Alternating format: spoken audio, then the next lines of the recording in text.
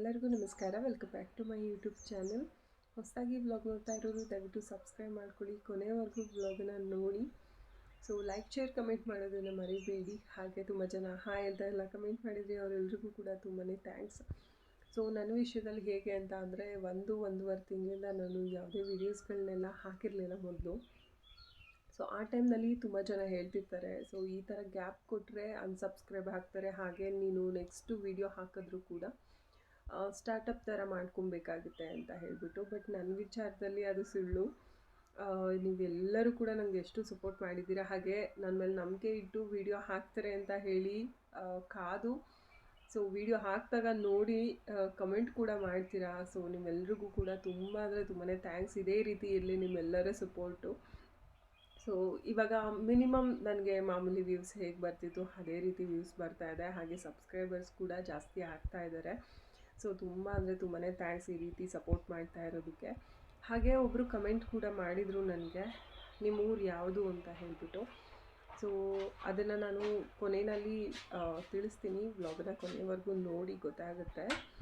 So S, ಇವತ್ತು ಗುರುವಾರ ಆಗಿರೋದ್ರಿಂದ ಮನೆಯೆಲ್ಲನೂ ನೀಟಾಗಿ ಹೇಗೆ ಕ್ಲೀನ್ ಮಾಡಿಕೊಂಡು ಮನೆ ಬೇವು ದೀಪ ಹಚ್ಚಬೇಕಾದ್ರೆ ನಾನು ಯಾವ ರೀತಿ ಕ್ಲೀನ್ ಮಾಡ್ಕೊತಿದ್ದೆ ಅದೇ ರೀತಿ ದೀಪ ಹಚ್ಚದೇ ಇದ್ರೂ ಮನೇನ ಕ್ಲೀನ್ ಮಾಡ್ಕೊತಾ ಹೋಗ್ತೀನಿ. ಸೊ ಅದು ಏನಾಗ್ಬಿಡುತ್ತೆ ಅಂತ ಅಂದರೆ, ಏನೋ ಒಂದು ಮಿಸ್ ಆಗ್ತಾ ಇರುತ್ತೆ. ನಾವು ಇವತ್ತು ಗುರುವಾರ ಅಲ್ವಾ, ದೀಪ ಹಚ್ತಾ ಇದ್ವಿ ಅಲ್ವಾ, ಇಷ್ಟೊತ್ತಿಗೆ ಮನೆಯೆಲ್ಲ ಕ್ಲೀನ್ ಮಾಡ್ಕೊತಿದ್ದೆ ಅಲ್ವಾ. ಸೊ ಈ ಥರ ಒಂದು ಮೈಂಡ್ ಬಂದುಬಿಡುತ್ತೆ. ಸೊ ಹಾಗಾಗಿ ನಾನು ಮನೆಯೆಲ್ಲನೂ ಕ್ಲೀನ್ ಮಾಡಿಕೊಂಡು ಒರೆಸ್ಕೊಳ್ಳೋಣ ಅಂತ ಹೇಳಿಬಿಟ್ಟು ಅಡುಗೆ ಮನೆನ ಸ್ವಲ್ಪ ಡೀಪ್ ಕ್ಲೀನ್ ಮಾಡ್ತಾ ಇದ್ದೆ. ಯಾಕಂದರೆ ಇವಾಗ ಬೇಸಿಗೆ ಟೈಮ್ ಹಾಗೆಯೇ ತುಂಬಾ ಗಾಳಿ ಬೀಸ್ತಾ ಇರುತ್ತೆ. ಮನೆಯಲ್ಲಿ ಧೂಳು ಕೂಡ ಜಾಸ್ತಿ ಬರುತ್ತೆ, ಯಾಕಂದರೆ ನಮ್ಮದು ಅಟ್ಟದ ಮನೆ ಆಗಿರೋದ್ರಿಂದ ಧೂಳಂತೂ ಸಿಕ್ಕಾಬಿಟ್ಟೆ ಬರುತ್ತೆ. ಹಾಗೆ ನಮಗೆ ಹೇಳಿದರು LED TV ಯಾವುದೇ ಲಿಕ್ವಿಡ್ನ ಯೂಸ್ ಮಾಡಿ ಸ್ಕ್ರೀನ್ನ ಒರೆಸ್ಕೊಬೇಡಿ, ಡ್ರೈ ಬಟ್ಟೆನ ತೊಗೊಂಡು ಒರೆಸ್ಕೊಳ್ಳಿ ಅಂತ. ಬಟ್ ಏನಾಗ್ಬಿಡುತ್ತೆ ಅಂದರೆ, ಡ್ರೈ ಬಟ್ಟೆನಲ್ಲಿ ಧೂಳೆಲ್ಲ ನೀಟಾಗಿ ಹೋಗೋದಿಲ್ಲ ಅಂತ ಒಂದೊಂದ್ಸರಿ ಅನಿಸುತ್ತೆ. ಬಟ್ ಅದು ಸ್ಕ್ರೀನ್ ಹಾಳಾಗುತ್ತೆ ಅಂತ ಹೇಳಿದರು ಅವರು, ಬೇರೆ ಏನಾದ್ರು ಲಿಕ್ವಿಡ್ ಯೂಸ್ ಮಾಡಿದ್ರೆ ಸ್ಕ್ರೀನ್ ಹಾಳಾಗುತ್ತೆ ಅಂತ. ಹಾಗಾಗಿ ಡ್ರೈ ಬಟ್ಟೆಲ್ಲ ಒರೆಸ್ಕೊಳ್ಳೋಣ ಅಂತ ಅದನ್ನು ಡ್ರೈ ಬಟ್ಟೆಲ್ಲ ಹಾಗೆ ಒರೆಸ್ಕೊಂಡೆ. ಇನ್ನು ಹಿಂದಗಡೆ ಎಲ್ಲ ಸ್ಕ್ರೀನ್ ಮಾತ್ರ ಡ್ರೈ ಬಟ್ಟೆನಲ್ಲಿ ಒರೆಸ್ಕೊಂಡೆ. ಹಿಂದೆ ಎಲ್ಲ ತುಂಬಾ ಧೂಳು ಕೂತಿತ್ತು, ಅದನ್ನೆಲ್ಲ ನಾನು ಕೊಲಿನ ಯೂಸ್ ಮಾಡ್ಕೊಂಡೇ ಒರೆಸ್ಕೊತೀನಿ. ಸೊ ಮನೇನ ಎಷ್ಟು ಸರಿ ಅಂದರೆ, ಇವಾಗ ಕ್ಲೀನ್ ಮಾಡಿ 1 ಅವರ್ ಹಾಕ್ತಿದ್ದಾಗೇ ತುಂಬ ಜೋರಾಗಿ ಗಾಳಿ ಬೀಸಿಬಿಟ್ರೆ ಸಾಕು, ಮತ್ತೆ ಕೆಳಗೆ ಧೂಳು ತುಂಬ್ಕೊಂಡ್ಬಿಡುತ್ತೆ ಮನೆಯಲ್ಲಿ.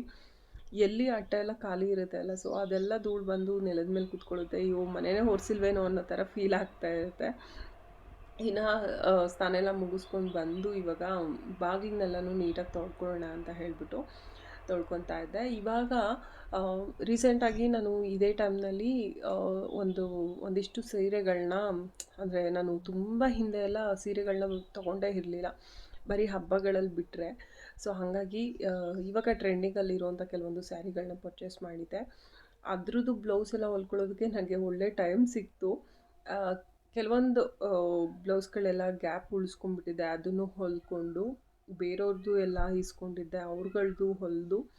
ಸೊ ಇನ್ನೂ ಬಾಕಿ ಇದೆ. ಒಂದನ್ನು ಮಾತ್ರ ನಾನು ವರ್ಕ್ ಮಾಡ್ಕೊಂಡಿದ್ದೀನಿ, ಇನ್ನೂ 2 ಪೀಸಸ್ ಇದೆ ವರ್ಕ್ ಮಾಡ್ಕೊಳ್ಳೋ ಅಂಥದ್ದು. ಮತ್ತು ಹೊಲಿಯೋದು ಕೂಡ ನಂದು ಒಂದು 2-3 ಪೀಸಸ್ ಇದೆ ಸ್ಯಾರಿದು ಬ್ಲೌಸ್ಗಳು. ಅದನ್ನೆಲ್ಲನೂ ಕೂಡ ಕಂಪ್ಲೀಟ್ ಮಾಡ್ಕೊಬೇಕು. ಸೊ ಪರವಾಗಿಲ್ಲ, ಇದೆಲ್ಲ ಕಳೆದ ಮೇಲೂ ಕೂಡ ನಿಧಾನವಾಗಿ ಹೊಲ್ಕೊತೀನಿ. ಇನ್ನು ನೆಕ್ಸ್ಟು ಫಂಕ್ಷನ್ಗಳಾಗಿರ್ಬೋದು, ಇದೆಲ್ಲ ಸ್ಟಾರ್ಟ್ ಆಗ್ತಾ ಹೋಗುತ್ತೆ ಅಲ್ವಾ. ಸೊ ಹೊಲಿದು ಇಟ್ಕೊಂಡ್ರೆ ಯಾವ ಫಂಕ್ಷನ್ಗೆ ಬೇಕಾದರೂ ಯಾವುದಾದ್ರೂ ಸ್ಯಾರಿನ ಹಾಕ್ಕೊಂಡು ಹೋಗ್ಬೋದು. ಹೊಲಿದೇ ಇಟ್ಕೊಂಡ್ರೆ ಅಯ್ಯೋ ಈ ಸ್ಯಾರಿ ಹೊಲಿದಿದ್ದರೆ ನಾನು ಹಾಕ್ಕೊಂಡು ಹೋಗ್ಬೋದಿತ್ತಲ್ವ ಅಂತಲೇ ಮನಸ್ಸಲ್ಲಿರುತ್ತೆ. ಹಾಗಾಗಿ ನೋಡಬೇಕು, ಅದನ್ನು ಆದಷ್ಟು ಬೇಗ ಎಲ್ಲನೂ ಕಂಪ್ಲೀಟ್ ಮಾಡ್ಕೊತೀನಿ. ಇವಾಗ ಮಾವನ ರೂಮನ್ನು ತುಂಬ ದಿವಸ ಆಗಿತ್ತು ಕ್ಲೀನ್ ಮಾಡಿರಲಿಲ್ಲ, ಅಂದರೆ ತುಂಬ ಮಿಸಿ ಥರ ಮಾಡಿಬಿಟ್ಟಿದ್ರು ನಮ್ಮ ಮನೆಯವರು. ಹೇಳ್ತೀನಿ ಇಂಥ ಜಾಗದಲ್ಲಿ ಇಂಥದ್ದು ಇಟ್ಟಿರ್ತೀನಿ, ಸೊ ಇದನ್ನು ತೊಗೊಂಡು ಹಾಗೆ ಇಡಿ ಅಂತ. ಬಟ್ ಅವರು ಆ ಕೆಲಸ ಮಾಡೋದೇ ಇಲ್ಲ. ಗಂಡಸರೇ ಹಾಗೆ ಎಲ್ಲರ ಮನೆಯಲ್ಲೂ ತುಂಬ ಮಿಸ್ಸಿ ಮಾಡಿಬಿಡ್ತಾರೆ.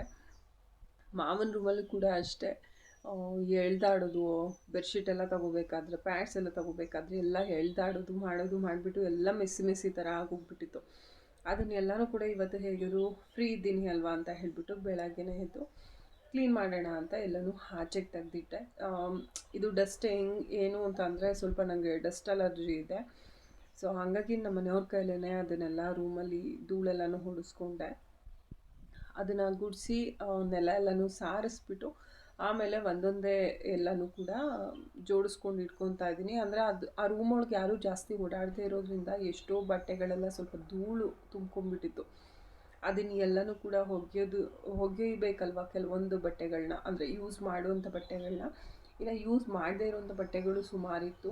ಅದನ್ನ ಎಲ್ಲನೂ ತೊಗೊಂಡೋಗಿ ಬೆಂಕಿಗೆ ಹಾಕೋಣ ಅಂತ ಹೇಳಿ ಒಂದೊಂದೇ ಯಾವ್ದು ಬೇಕು ಬೇಡ ಎಲ್ಲನೂ ನೋಡಿಕೊಂಡು ಸೊ ತೊಗೊಂಡು ಹೋಗ್ತಾಯಿದ್ದೆ. ಹಾಗೆ ಒಂದು ದಿನ ಕೂಡ ತುಂಬ ಅಂದರೆ ತುಂಬ ಗಲೀಜಾಗೋಗಿತ್ತು. ಅದನ್ನು ಕೂಡ ತೊಗೊಂಡೋಗಿ ಬೆಂಕಿಗೆ ಹಾಕಿಬಿಟ್ಟೆ. ಸೊ ನನಗೆ ಈ ಥರ ಏನಾದರೂ ಗಲೀಜು ಏನಾದರೂ ಆಗಿಬಿಡ್ತು ಅಂದರೆ ಸೊ ಅದನ್ನು ಮನೇಲಿ ಮಾಡಿಕೊಳ್ಳೋದಕ್ಕೂ ಇಷ್ಟ ಆಗಲ್ಲ. ಅದನ್ನು ವಾಶ್ ಮಾಡಿ ಹಾಕೊಳ್ಳೋದು ಅಂದರೆ ದಿಮ್ಗಳು, ಎಕ್ಸ್ಪೆಷಲಿ ದಿಮ್ಗಳೆಲ್ಲ ನೀಟಾಗಿರಬೇಕು, ಪಿಲ್ಲೋಸು.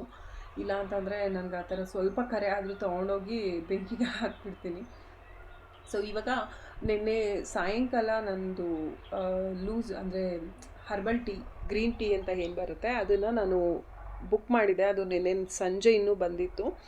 ಸೊ ಇವತ್ತಿಂದ ಗ್ರೀನ್ ಟೀ ಯೂಸ್ ಮಾಡೋಣ ಅಂತ ಹೇಳಿಬಿಟ್ಟು ಅದನ್ನು ಒಂದು 2 ಮಿನಿಟ್ಸ್ ಕುದಿಸ್ಕೊಬೇಕು. ಆ ಪೌಡರ್ನ ಹಾಕಿಬಿಟ್ಟು ಆ ಸೊಪ್ಪು ಏನಿರುತ್ತೆ ಅದು ಸ್ವಲ್ಪ ತಣ್ಣಗಾದ್ಮೇಲೆ ಅದಕ್ಕೆ 1 ಸ್ಪೂನು ಜೇನುತುಪ್ಪ ಹಾಕ್ಕೊಂಡು ಅದನ್ನು ಕುಡಿದು ಬಿಡ್ತೀನಿ. ಕುಡಿದು 1 ಅವರ್ ತಿಂಡಿ ತಿನ್ನೋದು ಅಥವಾ ಕಾಫಿ ಟೀ ಕುಡಿಯೋದು ಇವೇನು ಮಾಡೋ ಹಂಗಿಲ್ಲ.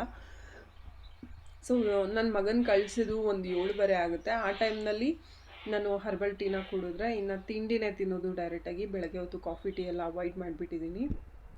ಸೊ ಹರ್ಬಲ್ ಟೀಯಿಂದ ನಮ್ಮ ಬೆಳ್ಳಿ ಫ್ಯಾಟ್ ತುಂಬಾ ಕರಗುತ್ತೆ.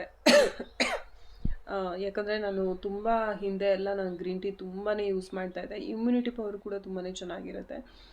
ಸೊ ನಾನು ಟೆಟ್ಲೆ ಅವ್ರದ್ದು ಗ್ರೀನ್ ಟೀ ಯೂಸ್ ಮಾಡ್ತೀನಿ ಯಾವಾಗ್ಲೂ. ಸೊ ಫ್ರೆಂಡ್ಸ್, ನಾನು ಕಮೆಂಟಿಗೆ ಒಂದು ರಿಪ್ಲೈ ಮಾಡ್ತೀನಿ ಅಂತ ಹೇಳಿದ್ದೆ.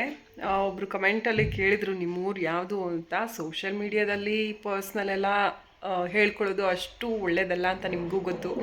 ಸೊ ಹಾಗಾಗಿ ನಾನು ಹೇಳಿರಲಿಲ್ಲ ಅಷ್ಟೇ. ನೀವೇನೋ ನಮ್ಮ ಮನೆಗೆ ಬರ್ತೀರಾ ಅನ್ನೋ ಕಾರಣಕ್ಕಲ್ಲ. ನಮ್ಮದು ಹಿರಿಸಾವೆ ಹತ್ರ ಬರುತ್ತೆ. ನಮ್ಮದು ಹಾಸನ ಡಿಸ್ಟಿಕ್ಕು ನಮ್ಮ ಊರು ಬಂದು. ಪ್ರಾಪರಾಗಿ ಇಂಥ ಊರೇ ಅಂತ ಹೇಳೋದಕ್ಕಾಗಲ್ಲ. ಕೆಲವೊಮ್ಮೆ ನಮ್ಮ ರಿಲೇಟಿವ್ಸ್ ಎಲ್ಲ ನೋಡ್ತಾ ಇರ್ತಾರೆ, ಸುಮ್ಮನೆ ಬೈತಾರೆ, ತುಂಬ ಪರ್ಸ್ನಲ್ ಎಲ್ಲ ಶೇರ್ ಮಾಡ್ಕೊಳ್ಳೋದಕ್ಕೆ ಹೋಗಬೇಡ ಅಂತ ಹೇಳಿಬಿಟ್ಟು. ಸೊ ಹಾಗಾಗಿ ಶೇರ್ ಮಾಡೋದಿಲ್ಲ. ಸೊ ಗೊತ್ತಾಗಿದೆ. ಹಾಗೆ ನಿಮ್ಮ ಒಂದು ಕಮೆಂಟಿಗೆ ರಿಪ್ಲೈ ಸಿಕ್ಕಿದೆ ಅಂತ ಅಂದ್ಕೊತೀನಿ. ಹಾಗೆ ಕೊನೆವರೆಗೂ ವ್ಲಾಗ್ನ ನೋಡಿದ್ದಕ್ಕೆ ನಿಮ್ಮೆಲ್ಲರಿಗೂ ತುಂಬ ಥ್ಯಾಂಕ್ಸ್ ಅಂತ ಹೇಳ್ತೀನಿ.